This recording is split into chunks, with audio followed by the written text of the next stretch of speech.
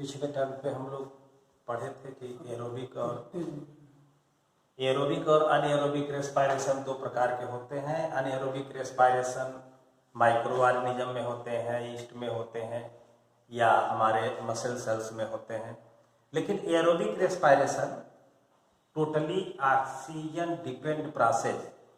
Then the organism that are showing the aerobic respiration need oxygen. Then how they obtain oxygen from the environment? वो oxygen कैसे प्राप्त करते हैं? तो इसमें हम अलग अलग प्लांट और एनिमल दोनों के केस में बताएंगे।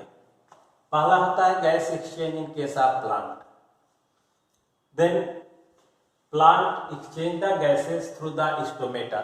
स्टोमेटा को हम बताए थे कि ये टिनी पोर्स होते हैं, लीफ के सरफेस पे पाए जाते हैं और इन्हीं के थ्रू ऑक्सीजन का एक्सचेंज होता है। Stomata these are tiny pores present on leaf surface, the epidermis of leaf that consist of subsidiary cell, guard cell and stomatal pore. Then guard cell regulate the opening and closing of stomata. ये आपको पहले बताया जा चुका है। इसके बाद stomata क्या करता है, एटमॉस्फेयर के कांटेक्ट में रहता है, उसके थ्रू ऑक्सीजन और कार्बन डाइऑक्साइड का एक्सचेंज करते हैं। अब दो प्रोसेस होता है फोटोसिंथेसिस, हम लोगों ने पढ़ा है। फोटोसिंथेसिस में कार्बन डाइऑक्साइड गैस यूज की जाती है और रेस्पायरेशन में ऑक्सीजन गैस यूज की जाती है। In respiration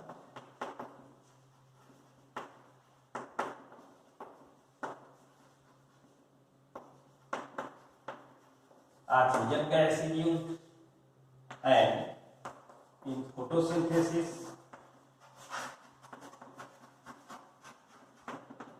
carbon dioxide gas is used। ये दोनों गैसें एटमॉस्फेयर से ली जाती हैं, स्टोमेटा के थ्रू एटमॉस्फेयर से सेल्स में चली जाती हैं।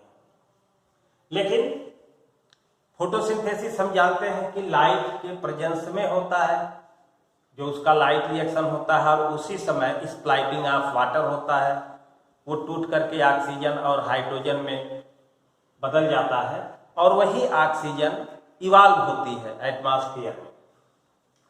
उसी तरह से रेस्पायरेशन में ऑक्सीजन गैस हम प्लांट्स लेते हैं और कार्बन डाइऑक्साइड रिलीज करते हैं। Then during the daytime में क्या होता है,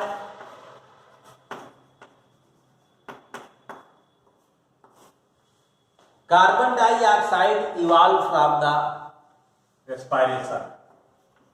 carbon dioxide evolve during respiration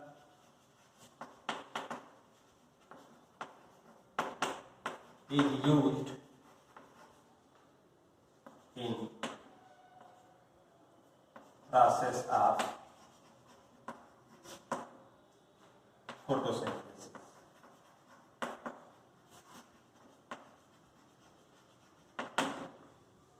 जो कार्बन डाइऑक्साइड रेस्पायरेशन में निकलती है वो फोटोसिंथेसिस में यूज कर ली जाती है।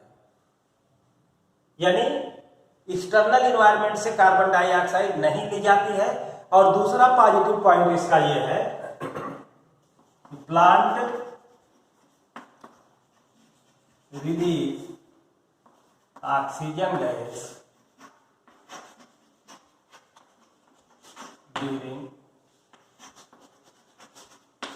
Day time. जो कार्बन डाइऑक्साइड बना वो तो फोटोसिंथेसिस में यूज कर लिया गया और वो इन्वायरमेंट में नहीं गया, एटमॉस्फेयर में नहीं रिलीज हुआ। तो उस समय रेस्पायरेशन का प्रोसेस तो 24 घंटे चलता है, इसलिए प्लांट ऑक्सीजन गैस रिलीज करते हैं फोटोसिंथेसिस का जो बाई प्रोडक्ट होता है। फोटोसिंथेसिस में जो ऑक्सीजन गैस बनती है, निकलती है, वो एटमॉस्फेयर में रिलीज होती है।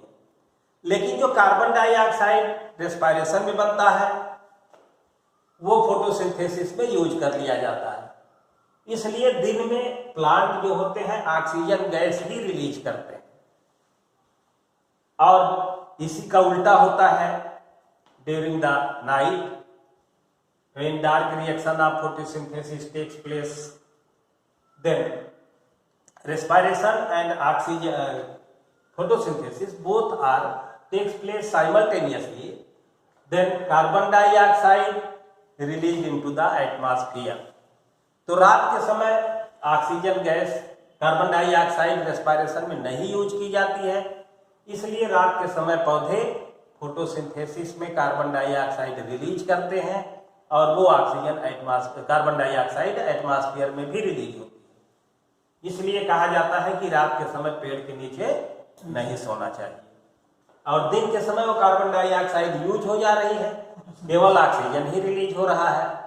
तो इस तरह से प्लांट, और एक और बात है जो अपने बुक में नहीं दिया गया है, जब लाइट की इंटेंसिटी कम होती है during the evening and during the morning, उस समय कार्बन डाइऑक्साइड जो रेस्पिरेशन से निकलती है वो फोटोसिंथेसिस में यूज कर ली जाती है और फोटोसिंथेसिस में जो ऑक्सीजन निकलती है वो रेस्पिरेशन में यूज कर ली जाती है। इसको हम कहते हैं compensation point.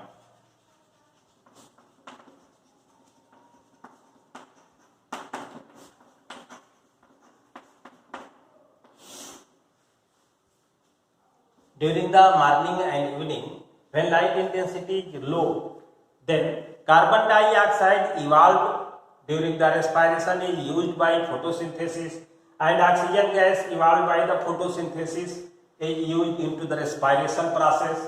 So there is no exchange of gases from external environment. बाहर से कोई गैस का एक्सचेंज नहीं होता है उस समय, उसको कहा जाता है कंपनसेशन पॉइंट। ये कोर्स में नहीं, लेकिन जानना चाहिए इसको हमें। लो इंटेंसिटी में बैलेंस हो जाता है, एनवायरनमेंट से एक्सचेंज नहीं होता। और शेष समय में जो हमने बताया कि ऑक्सीजन गैस दिन के समय रिलीज होती है, रात के समय कार्बन डाइऑक्साइड निकलती है, इसलिए पेड़ के नीचे नहीं सोया जाता है। इस तरह से प्लांट अपने गैस का एक्सचेंज करते हैं। अब दूसरा हुआ एनिमल के केस में ऑक्सीजन के रिक्वायरमेंट कैसे पूरा करते हैं।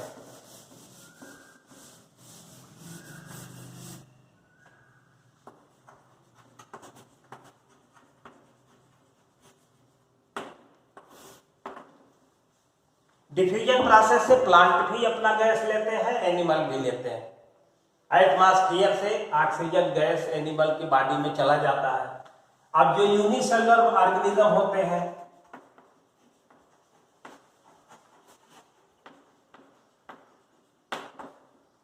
Total body surface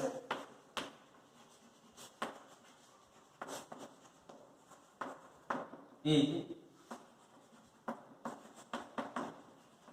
in direct contact with atmosphere.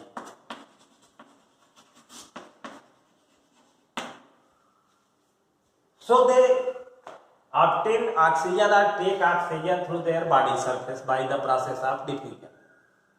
तो उनका बॉडी सरफेस छोटा होता है, सेल भी सिंपल होता है, तो वो एब्जॉर्ब कर लिया जाता है डिफ्यूजन के प्रोसेस से।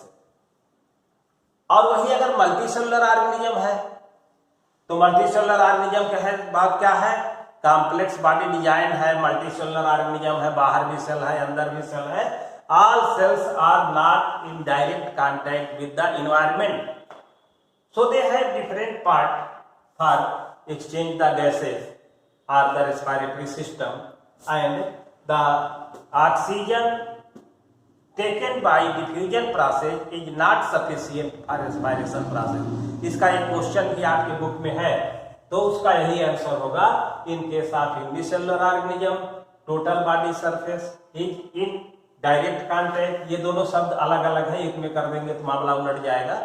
इन अलग है, डायरेक्ट अलग है। इन direct contact with atmosphere, so the oxygen taken by diffusion process through their body surface is sufficient, but in case of multicellular organism they have complex body design, cells are located inside the body, so all cells are not in direct contact with the atmosphere, so the oxygen taken by diffusion is not sufficient for multicellular organism. ये एक हो गया है आपका। अब इनके पास animals में simple organism है तो डिफ्यूजन से होता है, अदरवाइज जो मल्टीसेलुलर ऑर्गेनिज्म है दे हैव ऑर्गन सिस्टम और different organ that increase the surface area for gaseous exchange. वो गैसियस एक्सचेंज के लिए उनको सरफेस देते हैं, जैसे हायर ऑर्गेनिज्म में ह्यूमन बीइंग में देखा जाता है एल्वियोलाई होते हैं, या फिश में देखिए तो गिल्स होती हैं, वो अलग अलग तरह से रेस्पायरेशन करते हैं। कुछ ऐसे ऑर्गेनिज्म है जो मॉइस्ट स्किन जिनका होता है तो अपने स्किन से ही रेस्पायरेशन गैसेस एक्सचेंज कर लेते हैं, जैसे अर्थवार्म है। तो इस तरह से 3 तरह का रेस्पायरेशन होता है और अलग अलग ऑर्गेनिज्म इसको एडाप्ट करते हैं। क्यूटेनियस रेस्पायरेशन, दूसरा होता है ब्रांकियल रेस्पायरेशन और तीसरा होता है pulmonary respiration. Cutaneous by skin, branchial माने गिल्स और ये बाई लंग्स। तो एनिमल केस में सरफेस एरिया देने वाले ऑर्गन्स होते हैं और उससे गैस का एक्सचेंज होता है। अब इसके बाद अवेलेबिलिटी ऑफ ऑक्सीजन, अगला जो पार्ट होता है वो ऑक्सीजन की अवेलेबिलिटी कितनी है, और वो availability of oxygen respiration rate को, रेस्पायरेटरी रेट को डिटरमिन करती है।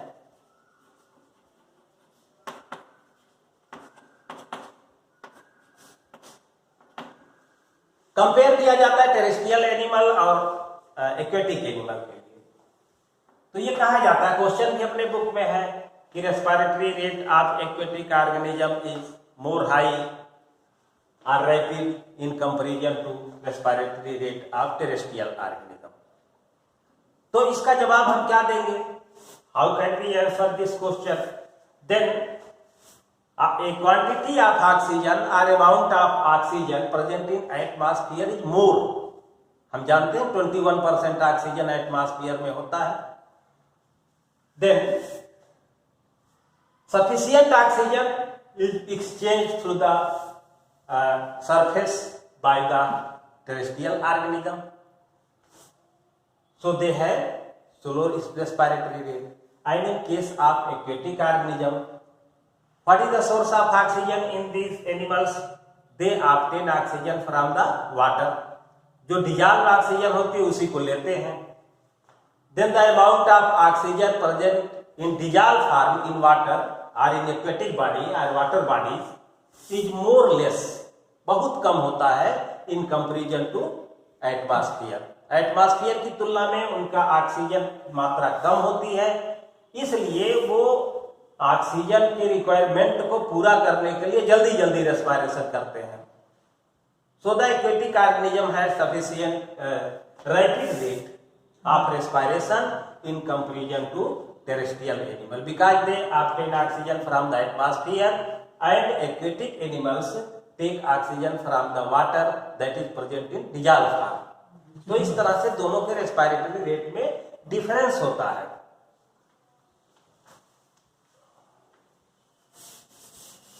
अब नेक्स्ट हम लोग पढ़ेंगे ह्यूमन रेस्पायरेशन।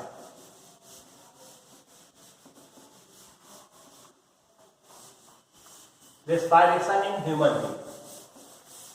टेरेस्ट्रियल में रेट अधिक होगा और कम होगा और एक्वेटिक में रेट ज्यादा। टेरेस्ट्रियल में कम होगा और एक्वेटिक में ज्यादा होगा। ये क्यों है? That is depend on amount of oxygen present in surrounding. Low amount होता है।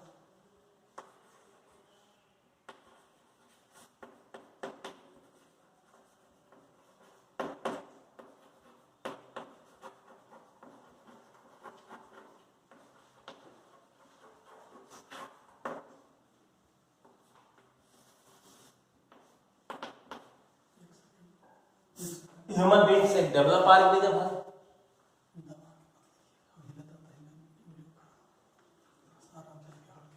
तो ह्यूमन बीइंग में रेस्पायरेशन जो होता है ये हायर ऑर्गेनिज्म है। इसके पास क्या है? रेस्पायरेटरी सिस्टम है।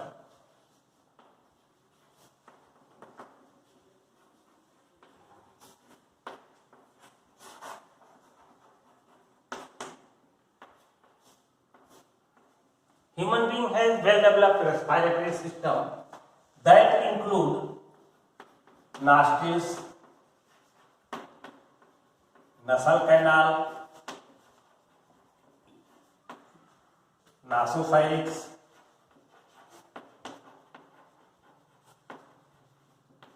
then trachea,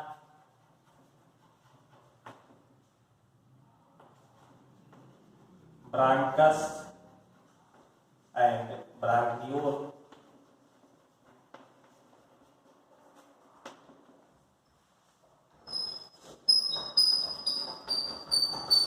lungs and alveoli. इतने पार्ट होते जो मिलकर के बनाते हैं रेस्पिरेटरी सिस्टम। रेस्पिरेटरी सिस्टम में नॉस्ट्रिल्स होते हैं,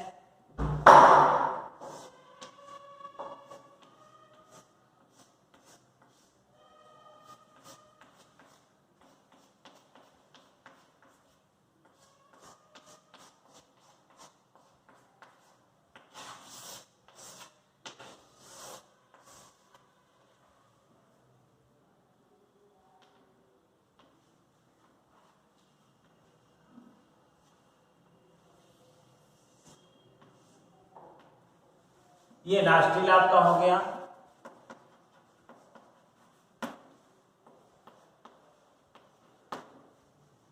इसके बाद नसल कैनाल है,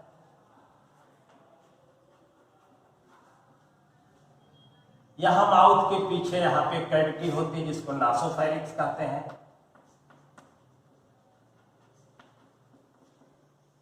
इसके बाद ट्रैकिया, इसको हम विंड पाइप भी कहते हैं। और इसके बाद ये ब्रांकस है,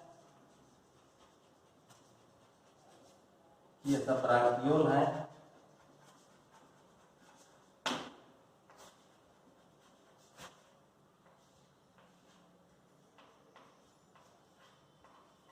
और ये ब्रांकियोल इंड होते हैं साइक लाइक स्ट्रक्चर में, इन्हीं को कहा जाता है alveoli। Then respiratory system consists of these structures. Then first portion is the nostril. Nostril has fine hairs that filter the air. इसके अंदर जब हवा जाती है तो उसमें अगर कोई धूल का कण है, कोई बैक्टीरिया है तो वहां छन जाता है। इसके बाद इसकी जो दीवार होती है, इनर सरफेस होता है, वो म्यूकस पाया जाता है उसमें।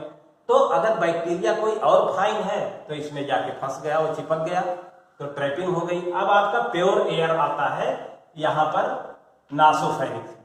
नासोफेरिक्स वही है जो आप जो माउथ से जाके ओपनिंग होती है तो उसको ओरोफेरिक्स कहते हैं, नाक जाके खुलती है तो नासोफेरिक्स। दोनों का एक कॉमन कैविटी है जिसको हम फेरिक्स कहते हैं। नाक वाला जाके खुलता है तो नासोफेरिक्स, माउथ वाला खुला तो ओरोफेरिक्स। इसीलिए कभी कभी ऐसा हम अनुभव करते हैं कि मुंह वाला मटेरियल नाक में चला जाता है, नाक वाला मटेरियल मुंह में चला जाता है। फिर इसके बाद ये ट्यूबुलर हो जाती है, और इस ट्यूबुलर बनने के बाद ये गले के पास एक स्ट्रक्चर पाई जाती है जिसको हम ग्लाटिस कहते हैं, लैरिक्स कहा जाता है।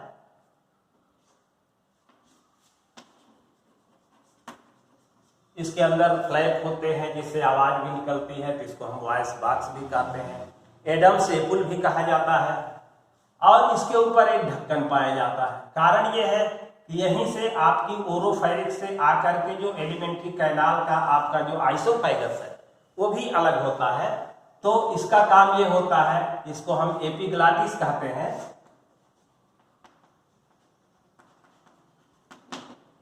एपिग्लाटिस काम ये करता है कि जब आप सांस ले रहे होते हैं तो इस फूड पाइप को बंद कर देता है, और यहां बीच में पाया जाता है।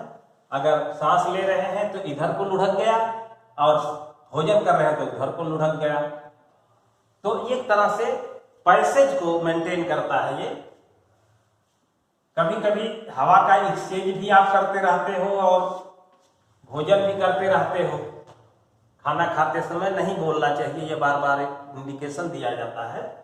तो क्यों दिया जाता है? क्योंकि जब आप बोल रहे हैं तो बोल जो आवाज निकलती है हवा के नाते निकलती है, हवा भी चल रही है, उसके बाद भोजन भी आप ले रहे हैं, तो वो एपिग्लॉटिस अपना नियंत्रण खो देती है। क्या करें, इसको बंद करें या इसको बंद करें? तो कभी ऐसा होता है कि चावल के दाने श्वास नली में चले जाते हैं, तो हमारे बॉडी में इस तरह का सिस्टम है कि तुरंत हम स्नीजिंग करते हैं, छींक आ जाता है और वो चावल नाक के रास्ते बाहर आता है, माउथ से नहीं आता है। तो ये महत्वपूर्ण काम एपिग्लॉटिस का होता है, एडम सेपुल का होता है। फिर इसके बाद ये ट्यूबुलर स्ट्रक्चर ट्रैकिया है, या इसी को विंड पाइप भी कहते हैं। अब विंड पाइप के चारों तरफ या जो रेस्पिरेटरी ट्रैक्ट जो है, इसमें कार्टिलेजिनस रिंग पाए जाते हैं, वो थोड़ा हार्ड होते हैं, इसलिए हवा रहे या ना रहे उसको कोलैप्स नहीं होने देते, वो नली हमेशा फूली रहेगी। ये कार्टिलेजिनस रिंग का काम होता है।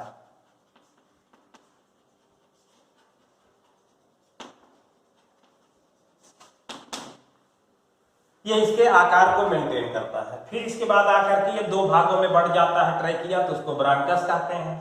फिर इसके बाद उसकी फिर ब्रांचिंग होती है, प्राइमरी, सेकेंडरी, टर्शियरी, फाइनली ब्रांकियोल हो जाते हैं। टर्शियरी ब्रांकियोल के अंत में ऐसे थैली जैसी रचना पाई जाती है, और इन थैली जैसी रचनाओं को हम बोलते हैं अल्वियोलाई।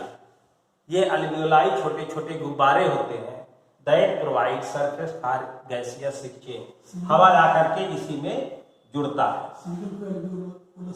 हाँ, अल्वियोलस एक सिंगल कहेंगे तो अल्वियोलस कहेंगे, सबको मिला के कहेंगे अल्वियोलाई कहेंगे। तो हवा जब इसमें आती तो ये फूल जाता है, और उसी समय गैस का एक्सचेंज इसके सरफेस से हो जाता है। अब फिर इसके बाद दूसरी गैस जो आई हुई है कार्बन डाइऑक्साइड, वो भी इसमें छोड़ दी जाती है। फिर जब आप सांस निकालते हैं तो गैस कार्बन डाइऑक्साइड बाहर चली जाती है। अब एक डिसऑर्डर भी इसका होता है, उसका भी नाम बता दें। जब बार बार गर्म हवा का सेवन करते हैं, और ये मान लीजिए कि जो चेन स्मोकर्स होते हैं, सिगरेट का धुआं वो जब अंदर जाता है तो इसकी बार बार वार्मिंग होती है, सेकाई हो जाती है। तो होता क्या है कि इसकी जो दीवार होती है इसमें हार्डनेस आ जाता है। अब इसमें हवा रहे या न रहे वो फूला ही रहेगा। तो बॉडी में एक हाइपोक्सिया का कंडीशन, ऑक्सीजन की कमी हो जाती है, आदमी जल्दी थक जाता है। इस डिजीज को बोलते हैं एम्फीसेमा। ये सिगरेट स्मोकर्स में होता है, वो कारण होता है गर्म हवा। हुक्का पीने से नहीं होता है, क्योंकि वो हवा नीचे ठंडी हो जाती है। एम्फीसेमा से दिक्कत क्या होता है? ऑक्सीजन की कमी हो जाती है, हाइपोक्सिया की कंडीशन, तो आदमी जल्दी हांफने लगेगा, जल्दी थक जाएगा। तो ये कंडीशन आती है इसमें। एक्सचेंज नहीं कर पाता या O2। वो हवा नहीं रहेगी तब भी लगेगा हवा भरी हुई है, और चूंकि थिकनेस आ गई है उसमें तो एक्सचेंज नहीं होगा, मेम्ब्रेन उसके थिक हो गई है। तो इस तरह से ये रेस्पिरेटरी सिस्टम हुआ। अब इसका फंक्शन कैसे होता है? तो हम लोगों ने जो सेलुलर रेस्पिरेशन का मैकेनिज्म होता है वो अपने लेवल पे हमने पढ़ लिया है। ह्यूमन बीइंग में ऑक्सीजन कैसे जाती है, हवा अंदर लेना, हवा बाहर निकालना, और इसके बाद गैस का एक्सचेंज होना, गैस का ट्रांसपोर्ट होना, ये 4 स्टेप है जिसको हम बोलते हैं breathing. Inhaling and exhaling of air through the respiratory tract is called breathing. वो हम अपना अगले टॉपिक में आपको देंगे।